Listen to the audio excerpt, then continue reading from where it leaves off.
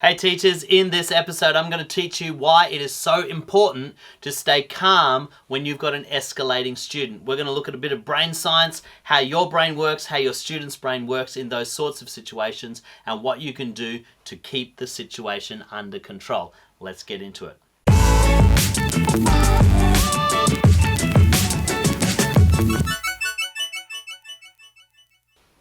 All right, here we go. I'm just going to have a look at a little bit of how your brain works when you are under pressure and what's happening in your student's brain when they are starting to escalate. If you have students that tend to throw tantrums if they're younger children, or if they are older children, they tend to get escalated, aggressive, angry, they get into those fight, flight, or freeze modes, then there's some really important stuff you need to understand about what's going on in their brain and your brain and how to help you keep the situation under control. Now, before I get into it, don't forget, at Calmer Classrooms, we're all about helping teachers establish and maintain calmer classroom environments. So don't forget to subscribe or follow on whatever channel you are following us on. And we look forward to keeping you up to date every single week. All right, here we go. We're going to get into it now. I'm going to do a little bit of a diagram here for you because it's easier to understand when you can visualize it. Let's just pretend this is the brain, okay? I know it's not anatomically correct, but I'm just going to do a little bit of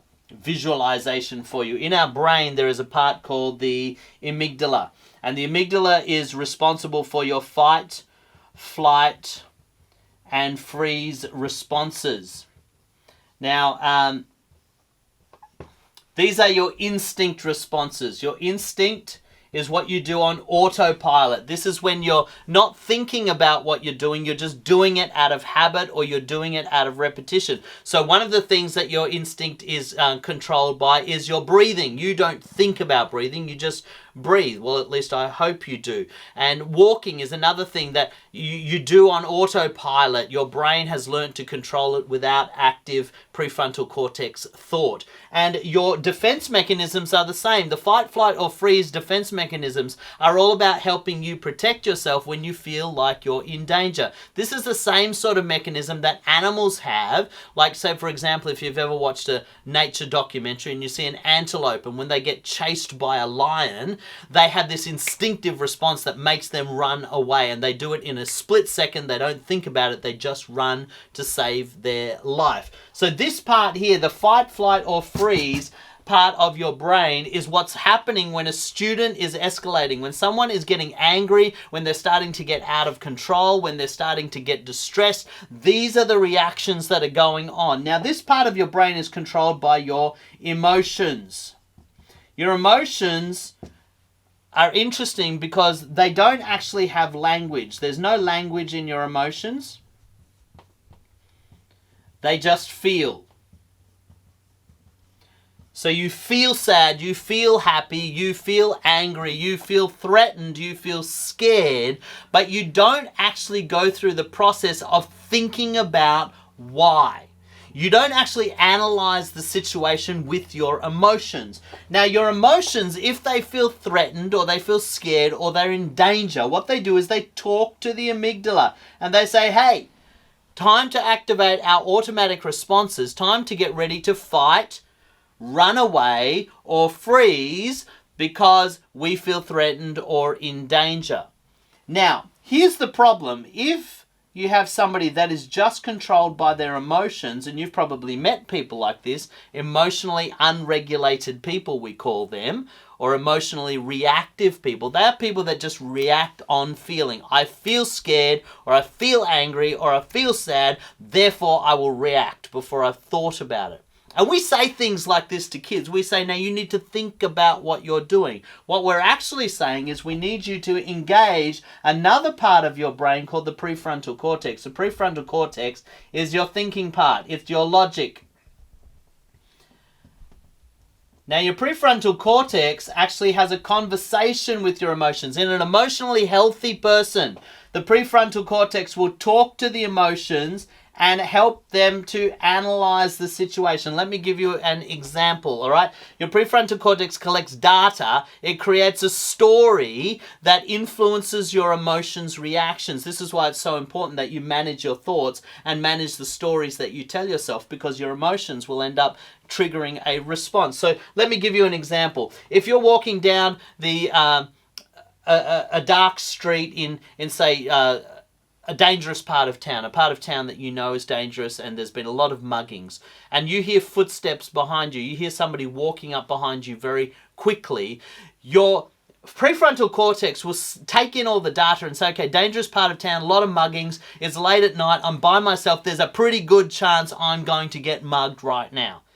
They will say to your emotions, it's okay to be scared. You have a reason to be scared. We need to do something about it. And so therefore your emotions will say, right, good, I'm scared right now. I need to get ready to either run away or get ready to fight. Okay? So your emotions take over and they get you ready for an instinctive response. Now, there's something else that happens when your emotions take over. As soon as your emotions take over, they shut down communication to your prefrontal cortex. You stop thinking. You're just reacting at that stage. You know, an antelope doesn't sit there going, I wonder if I should run away from this lion today. No, it just reacts. Once the emotions take over, you're running or you're fighting. This is what's happening with the kids in your class when they're escalating. Once their emotions take over and they're in the reaction mode, they are no longer thinking. So saying things to them like, you need to think about what you're doing, or we need to have a conversation about this, or I won't let you do what you want until you've had, sat down and you've said sorry. Well, all of those kinds of things are all prefrontal cortex mechanisms or thinking modes, and they can't do that. Once they're in fight, flight or freeze mode, they can't think because that communication line is shut down. Now let me give you an example of a more positive scenario. Let's say you're walking down the main strip mall in your city, okay? And there's lots of people, there's bustling crowds, and you hear somebody walking up quickly behind you. Because the context is different, your prefrontal cortex will do the same analysis. It will say, okay, busy street, lunchtime, lots of people around. That sound I hear behind you is probably not dangerous because it's just a busy, crowded mall. And so your prefrontal cortex will tell the emotions, just relax. You don't have to feel nervous. Don't have to feel stressed. We don't have to run away or get ready to fight because the context is different. And so when your emotions gets that signal, calms down, it doesn't trigger the fight, flight or freeze response because your thinking was able to manage the situation. So if you've got a child that's in the emotional part of their brain, if they are reacting, they're not thinking. So trying to get them to think and trying to get them to talk is useless. It's a waste of time. All that will happen is they will react more the longer that you talk. The first thing you need to do is get them to calm down long enough so that it reopens this communication line. Okay? They will only reopen the thinking part of their brain once they are calm. So the things you need to do in those situations is, one, you need to stay calm. Because if you start to escalate, if you start to get angry or you start to react to their behavior, what happens is you're going to do the same thing they do. You're actually going to go into your emotional brain. You're going to start reacting with a fight, flight or freeze response. You're going to stop thinking. And then instead of just having a student that's reacting, we've got a teacher that's reacting and a student that reacts. And guess what? You both escalate together. Okay? We don't need that. We don't need a situation where both student and teacher is reacting together. What we need is a teacher that remains calm and can calm the student down. If you stay calm, if you keep a lid on things, what will happen is your student will start to de-escalate. They will start to calm down. Then they will start to think. And once they're thinking, you can talk to them. You can get them to say sorry. You can get them to, give an account for what happened. But it doesn't happen in the moment. It happens after they're calm. Why is this so important? Another thing happens in your brain. It's called matching. All right? You will match your emotions with the people that you are with. It's your brain's way of helping you to fit in. Have you ever been with someone that's in a really good mood, and when they're in a really good mood, you walk away feeling good about yourself? You know, there's some people we say they have an infectious personality.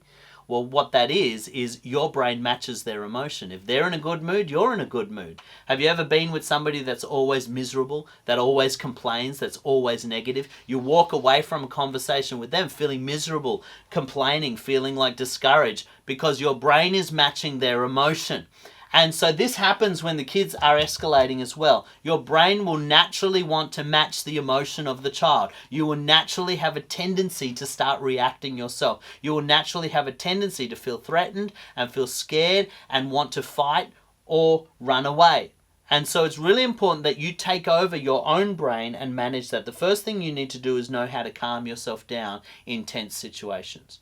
If you are naturally an emotionally reactive person, this is going to be more difficult for you, but it's not impossible. You need to step back from the escalating situation. You need to breathe slowly and calmly to keep yourself calm. You need to talk in an even, measured tone so that you're actually not just keeping the child calm, but you're keeping yourself under control. When you talk in an even, measured tone, it helps you to calm down. When you are calm, the child is more likely to stay calm. So it is really important that you learn this. Keep calm no matter what. Right? There's that meme that going around and everybody adapts it for every situation they're in. Keep calm and, well, in this situation, keep calm, full stop. All right? No matter what's going on, whether they are throwing a chair at you, whether they are flipping a desk, whether they are swearing at you, whether they are disobeying you, you cannot afford to escalate. You need to stay calm. Now, here's my only caveat. I will say this. The only time you need to perhaps react in a manner that is very escalated is if somebody is in harm's way or you are in harm's way. That's it. Okay? If property is getting damaged, you don't need to escalate. Don't worry, your school has insurance and you'll work it out. If a desk gets flipped over, as long as no child is being hurt, we can pick the desk up afterwards. Okay? If they're breaking stuff in the room, if they're swearing at you, you need to learn not to react to that. I always say I don't get upset by kids who swear at me because what? I'm going to lose sleep over a 13-year-old that calls me an F-wit? I don't care what 13-year-olds think of me, and you need to be like that as well. You need to make sure that you keep your emotions under control so that you don't start escalating. Keep calm no matter what. When you stay calm, you're in your thinking brain. You can make good decisions for both you and the student. And also when you keep calm, it calms the child down and it helps them to de-escalate and it helps to put them back in their thinking brain. Then you can have an actual conversation with them. Then you can actually say, hey, tell me about what went on. I need to tell you that what you did was not acceptable and we need to fix that. But you can have a calm, measured conversation when everybody is calm, and that starts with you. Thanks so much for watching. I hope you got a ton of value out of that episode. Don't forget to comment and let us know what you thought, or if you have specific topics you'd like us to cover, let us know in the comments, and make sure you share and like if you know that somebody else will enjoy the content that we're producing. Until next time, I'm Tarun Stevenson for Karma Classrooms.